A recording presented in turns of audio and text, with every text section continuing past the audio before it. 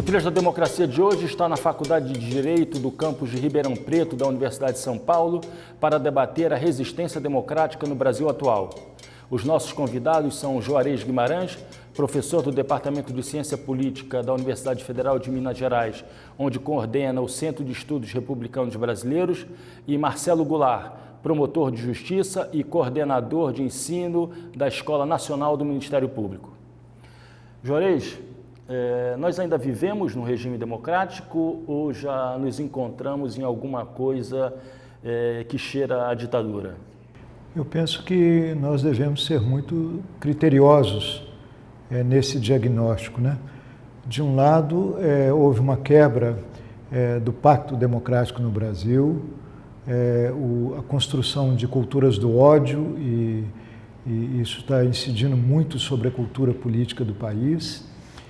Há um ambiente de profunda instabilidade institucional e nós observamos que vários princípios constitucionais que nos são caros têm sido violados, como o princípio do devido processo legal, como a garantia dos direitos sociais básicos garantidos pela Constituição de 88. Nós observamos também um processo de militarização da vida política do país e tudo isso nos preocupa. Mas seria equívoco dizer que nós vivemos já numa ditadura. Nós estamos exatamente numa situação de claro e escuro e esse diagnóstico nos orienta a importância de nós defendermos os princípios democráticos presentes na Constituição de 1988 e termos como perspectiva a reconstrução de uma larga unidade, não apenas das forças políticas, mas dos movimentos sociais, das lideranças religiosas, culturais, intelectuais do Brasil, em defesa dos princípios civilizatórios que nós tão duramente conquistamos na luta contra o regime militar. Marcelo, a partir disso que Juarez acaba de falar, a grande luta hoje é em torno da manutenção da Constituição Federal de 1988, dos princípios da Constituição Federal de 1988? É exatamente isso. A democracia no Brasil está sob ataque, né? Há uma fragilização do regime democrático e, como bem disse o Juarez, nós temos que unir, né, o campo democrático no Brasil, as forças democráticas, no sentido de resistir a esses ataques, né, e tendo como bandeira mesmo a Constituição de 1988, que no concerto internacional talvez a Constituição mais democrática. Ela é reconhecida, né, no direito comparado, constitucional comparado, como a Constituição mais democrática do planeta Terra. Então, é um instrumento muito importante para a resistência e depois para a retomada do processo de democratização interrompido em 2016, né, e os ataques vêm se agravando, né, de lá para cá, sobretudo no atual governo federal. Juarez, você consegue localizar em algum fato histórico, em algum momento histórico, essa virada que coloca em xeque a nossa democracia? Eu penso que, em geral, os analistas atribuem a conjuntura de 2013 e as manifestações que ocorreram ali, um princípio de desestabilização da democracia. Isto é, houve claramente uma dificuldade de institucionalizar os conflitos ali ocorridos. A campanha de 2014 já foi contaminada por um espírito de disputa e por uma linguagem política muito degradada, que se manifestou inclusive em cenas públicas que deveriam ser esquecidas de tão grave como a inauguração da Copa do Mundo, em que a presidente da República foi xingada publicamente, num evento que era transmitido internacionalmente, com palavras de baixo calão e machistas, e realmente criou-se uma ambiência que, num segundo momento, levou a um não reconhecimento do resultado das urnas e um dificílimo processo de condução de um impeachment que nós, da ciência política brasileira, não achamos legítimo, porque não ficou caracterizado um crime de responsabilidade por parte da presidente, como deveria ser. E, aliás, o próprio STF até hoje não julgou uma ação, um recurso contra esse entendimento que prevaleceu em um processo conduzido pelo então presidente da Câmara, que depois se revelou como um dos maiores corruptos que já se passaram na presidência da Câmara brasileira. Então, o processo foi todo marcado por irregularidades e a partir daí, quando se desestabiliza a democracia, cria-se uma dinâmica que é difícil de você retornar aos fundamentos. E eu penso que a eleição do atual presidente da República já se deu num contexto marcado por muitas irregularidades, como veio a público numa série de reportagens da Folha de São Paulo, mostrando evidências de que havia financiamento empresarial de campanha proibido, produção em massa de fake news e um comportamento do candidato incompatível com os princípios básicos da democracia. Então, nós estamos exatamente vivendo uma situação que tem todas as características de uma situação abismal. Nós ainda não enxergamos o fundo. E é preciso, então, restabelecer o chão dos direitos, restabelecer o primado da dignidade fundamental dos direitos humanos, contra uma dinâmica de barbárie que bate às portas de todos os direitos dos brasileiros hoje, seja o direito de se aposentar com dignidade, até o direito de preservar a riqueza natural desse país, os direitos dos povos indígenas, dos quilombolas, o aumento do femicídio, da matança de mulheres no Brasil, o desrespeito reiterado aos nordestinos, os nossos concidadãos nordestinos, e a ameaça de violência, né? Como você muito bem disse num debate que se realizou hoje, a violência está entrando dentro da política, está sendo correndo por dentro da política, substituindo o diálogo, a disputa sincera, o respeito democrático pela violência, pela execração e pelas culturas do ódio. Então, o desafio é imenso. Historicamente, nós estamos colocados numa situação inédita, que tem muito a ver com outros ciclos políticos que estão sendo vividos internacionalmente, mas que no Brasil se organiza de uma forma singularmente violenta devido às desigualdades históricas desse país, devido ao fato de que nós estávamos apenas iniciando um processo de universalização de direitos fundamentais. Então, eu penso que essa consciência de que as forças políticas, as forças intelectuais desse país, sua responsabilidade histórica em dar-se as mãos e defender aquilo que é fundamento da dignidade humana, da liberdade humana, dos direitos fundamentais que foram consagrados na Carta, na Declaração Universal dos Direitos Humanos e depois foram incorporados através da luta do povo brasileiro na refundação da nossa democracia, na Constituição de 1988. Marcelo, qual pode e deve ser o papel do Ministério Público no cumprimento desse papel de uma responsabilidade histórica de estabelecer um limite às violências que vêm sendo, violências e violações que vêm sendo cometidas contra os direitos humanos no Brasil? O Ministério Público da Constituição de 1988 é um Ministério Público que tem como tarefa a defesa da ordem jurídica democrática, do regime democrático e dos interesses sociais e individuais indisponíveis. O Ministério Público, para cumprir essas atribuições, ele ganhou autonomia institucional, né? O Ministério Público brasileiro, até então, era um órgão do Poder Executivo. Com essas novas tarefas, né, ele ganha autonomia para poder atuar de forma desembaraçada na defesa da democracia, dos direitos democráticos, né?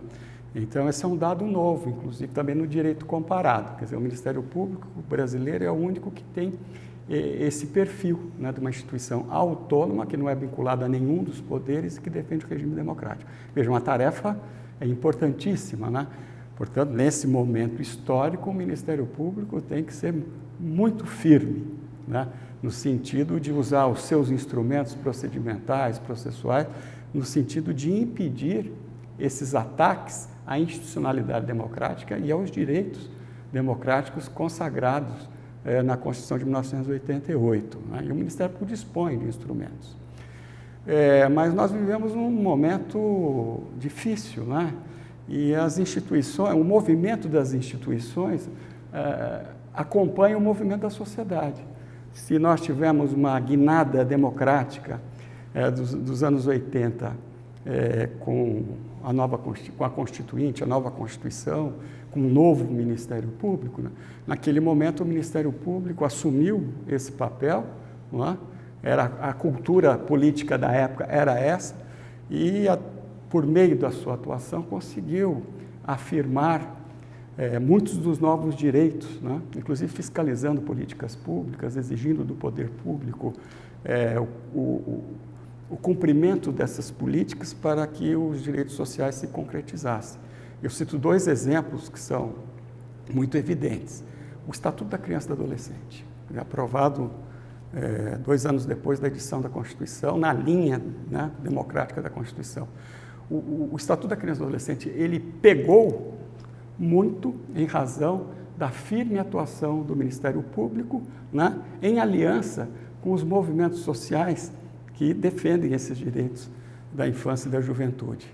Na área ambiental também, o Ministério Público conseguiu fazer valer a legislação ambiental, que foi atualizada no pós-constituinte, também um trabalho sempre em aliança com as forças democráticas, no caso com os movimentos ambientalistas, no sentido de concretizar esses direitos, né?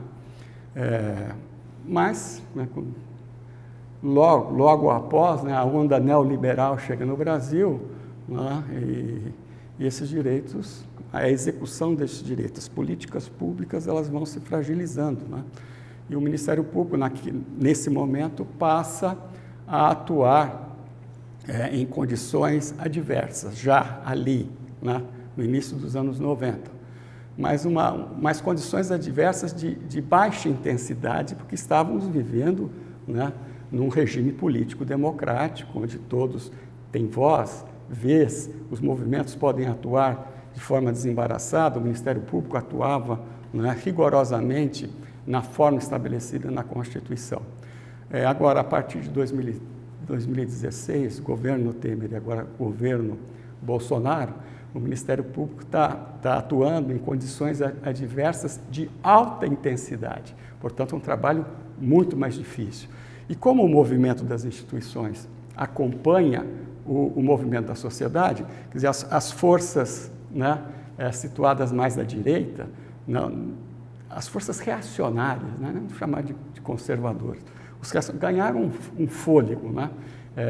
Os movimentos sociais desse campo, né, esses movimentos estão sendo prestigiados pelo atual governo, né? Evidentemente que a luta do Ministério Público se torna uma luta difícil e o campo, né, conservador e democrático de membros do Ministério Público, né, que não se manifestavam até então, estão se articulando, né, daí a necessidade, né, da luta também, não só pela continuidade do processo de democratização, a afirmação dos direitos sociais, sobretudo, e a defesa da institucionalidade democrática, mas também uma luta interna na instituição para que forças que conspiram contra esse modelo de Ministério Público, né, não prejudiquem também o desenvolvimento institucional. Daí a necessidade também do fortalecimento do campo democrático no interior do Ministério Público, né, desenvolvendo estudos, pesquisas, né, prestigiando as práticas inovadoras, né, que se desenvolvem à luz do projeto democrático da Constituição de 88 e à luz do projeto de Ministério Público da Constituição de 1988. Juarez, quais são as dificuldades, os obstáculos para a construção de uma unidade que seja suficientemente capaz de se opor à barbárie que se avizinha cada vez mais? Eu acho que nós não devemos banalizar essas dificuldades, que são de quatro tipos. Em primeiro lugar, uma dificuldade política, porque os partidos do campo progressista, do campo democrático, estão envolvidos em processos, em estratégias de disputas eleitorais.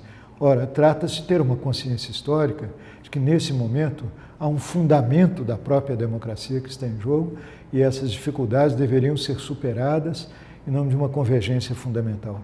Há uma outra dificuldade, que é a tradição corporativa de luta pelos direitos no Brasil, isto é, a falta de comunicação entre os vários movimentos sociais que lutam por direitos. Há que se compreender que nenhum movimento social será bem sucedido em sua luta isolada. A educação não será, a saúde pública não será, a defesa das crianças, dos índios, dos quilombolas, é exatamente um momento de convergência desses movimentos sociais. Uma terceira dificuldade é a dificuldade que nos é colocada pela cultura do ódio e da execração, que diminui até entre nós, no sentido amplo da população brasileira, a capacidade de diálogo, a capacidade de interlocução. Ora, não se faz uma unidade sem o respeito mútuo e sem a construção de consensos. E é isso, esta dificuldade que nós estamos atravessando. E, por fim, uma última dificuldade, que é um processo de apartação social, que hoje é muito nítido no Brasil, entre a consciência das populações nordestinas e as populações do sul do país, ou, se quisermos estabelecer um estatuto mais sociológico dessa dificuldade, entre as classes médias e os setores populares. Isto é, a necessidade de fazer voltar a convergir, como nos grandes projetos históricos de construção do Estado do Bem-Estar Social, um lugar de convivência social que torne pessoas de diferentes estratos sociais portadores dos mesmos direitos cidadãos. Isto é muito difícil e isso coloca como grandes desafios para nós que queremos reconstruir uma unidade democrática ampla, capaz de deter essa onda de barbárie que nos ameaça. Marcelo, nós estamos aqui em Ribeirão Preto em função da criação de um instituto de pesquisa, estudos avançados em Ministério Público, Direito e Democracia. Qual é o propósito da criação desse instituto? Quais as suas finalidades nesse contexto adverso em que vivemos no Brasil hoje? O objetivo do Instituto é congregar, né, membros do Ministério Público, os seus agentes administrativos, no sentido de, junto com as universidades, né, produzir conhecimento, difundir conhecimento, né, promover formação dos agentes do Ministério Público, no sentido de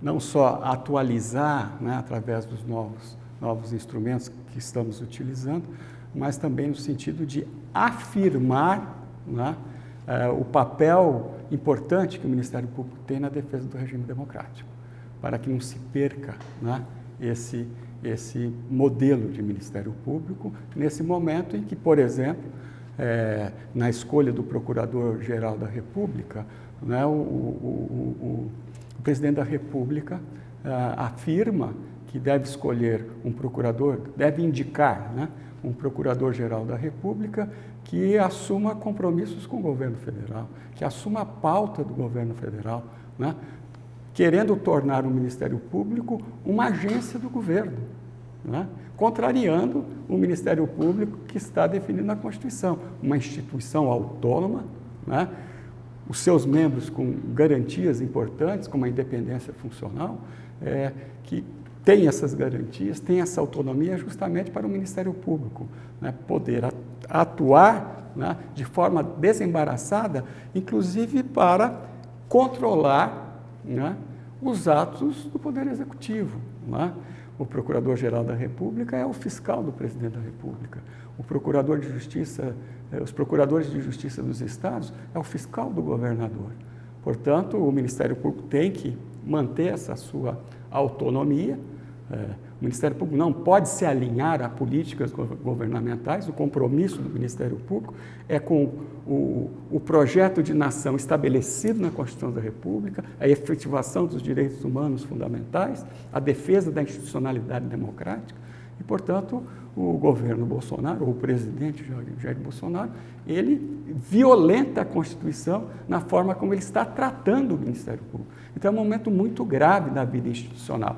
Daí a necessidade dessa articulação, da produção do conhecimento, da difusão do conhecimento, de uma relação mais próxima com a sociedade, sobretudo com as forças democráticas da sociedade, para que nós não percamos esse Ministério Público, que é um instrumento importante para a viabilização do processo democrático brasileiro. Juarez, Marcelo acabou de falar da violência de Jair Bolsonaro em relação ao Ministério Público. E a violência de Jair Bolsonaro em relação às universidades públicas federais? Essa violência tem sido exercida de variados modos, seja pelo próprio presidente Jair Bolsonaro, seja através do seu ministro da Educação, com ofensas aos professores, ofensas às universidades, que são reconhecidas internacionalmente pela qualidade do ensino e pesquisa que fazem, através de uma severa limitação de verbas dos orçamentos fundamentais para o próprio funcionamento das universidades, para pesquisas. Há várias universidades que já anunciaram que com esses cortes o seu funcionamento mínimo fica prejudicado no próximo período. Há pressões também de ordem policial. A nossa universidade, a Universidade Federal de Minas Gerais, sofreu, assim como a Universidade Federal de Santa Catarina, intervenções policiais. Eu queria que você falasse um pouco sobre a questão do memorial. Exatamente, quer dizer, nós estávamos construindo, junto com o Ministério da Justiça, o grande memorial de homenagem àqueles que lutaram contra o regime militar, estabelecendo e edificando a memória para as gerações futuras de algo que nunca deveria acontecer mais, o regime militar. E é exatamente esse projeto que foi violentamente atacado, num processo em que já foi instalado através de uma prisão coercitiva do ex-reitor da UFMG, da atual reitora da UFMG, de professores que se dedicam ao saber e que têm uma reputação de excelente e firmada publicamente. Então, o processo já começou de forma brutal e ele ainda ameaça a integridade da atual reitora da UFMG e do ex-reitor, né? Ele ainda não foi resolvido, apesar de ser uma acusação sem provas, infundada e absurda. Eu penso que a ministra Damares, que esteve anteontem visitando a UFMG para declarar o fim do Memorial Nacional da Anistia, nós, professores da UFMG, como cidadãos do Brasil, devemos dizer que a decisão sobre a construção desse memorial é do povo brasileiro, é de quem conquistou a democracia. E não vai ser nenhuma ministra e nenhum presidente que vai decretar o fim de uma justa homenagem àqueles que deram a vida pela liberdade no Brasil. Sejam eles liberais, sociais-democratas, socialistas, comunistas, religiosos de várias religiões, artistas, enfim. Nós queremos, esse projeto é um projeto tão importante para a nossa construção da nossa cultura democrática que nós não aceitamos isso. Além disso, o governo apresentou agora um projeto mal chamado de Futuris, que é um projeto de privatização da universidade, que significa passar a sua gestão para organismos privados, que então comandariam, pelo fluxo de dinheiro público que eles geririam, a própria vida da universidade. Isto é uma intervenção de setores financistas na Universidade Pública Brasileira. Isso é incompatível com a Constituição. A Constituição garante a autonomia das universidades brasileiras. Então é como o Marcelo estava dizendo, a cada dia se vê uma violação ou uma ameaça de violação de um princípio constitucional no Brasil. E nós não podemos calar diante disso. Nós temos que organizar e dizer que não permitiremos que a democracia brasileira, tão duramente conquistada, se esvaia para os porões de obscurantistas que essas forças representam. Marcelo, Juarez fez referência aqui à memória dos mortos, desaparecidos do regime, daqueles que resistiram à ditadura de 64, e vem à mente imediatamente a lembrança de Fernando Santa Cruz, um desaparecido político que é pai de Felipe Santa Cruz, o atual presidente da Ordem dos Advogados do Brasil. Que papel, lógico, você fala sobre o Ministério Público, mas eu queria te ouvir também acerca do papel que pode ser desempenhado pela OAB na atual conjuntura vivida no país. Eu não posso falar em nome da OAB, mas falo como cidadão, né? E a OAB corretamente está reagindo a mais esse ataque, né, à democracia, no caso à memória, né, de Santa Rita, e a gente aguarda que a OAB se mobilize, né, não só para enfrentar essa situação que envolve o seu atual presidente, mas também para cumprir o papel que muito bem cumpriu sob a liderança de Raimundo Fauro, nos estertores da ditadura militar, no sentido de garantir, através da sua atuação política e através da ação concreta dos advogados em todo o Brasil, garantir, né, o regime democrático também. Assim como o Ministério Público, os advogados têm esse papel importante e cumpriram, né, um papel importante naquele momento trágico da vida nacional, né, que parece que a fantasia do atual presidente é voltar àqueles tempos, né, e os períodos mais duros daqueles tempos, né. Então, a OAB, a ABI, a CNBB, né, que foram entidades importantes naquele momento da democratização, devem voltar a cumprir esse papel. E o Ministério Público também, porque tem o dever de ofício de defender o regime democrático, né? A Defensoria Pública tem um papel importante também na defesa dos direitos humanos, individuais e coletivos, enfim. As instituições que compõem o sistema de justiça, né, têm um grande desafio nesse momento. Elas têm que se fortalecer, atuar em aliança nesses casos, né, no sentido de não permitir, né, que vença, né, o projeto autoritário do atual governo federal. Bom, muito obrigado, Juarez, muito obrigado, Marcelo. Espero que o instituto que se cria nessa reunião em Ribeirão Preto tenha longa vida, né? E o Trilhas da Democracia volta na próxima semana, sempre às terças-feiras, às 9h30 da noite, com reapresentação aos domingos, às 7 horas da noite. Até lá!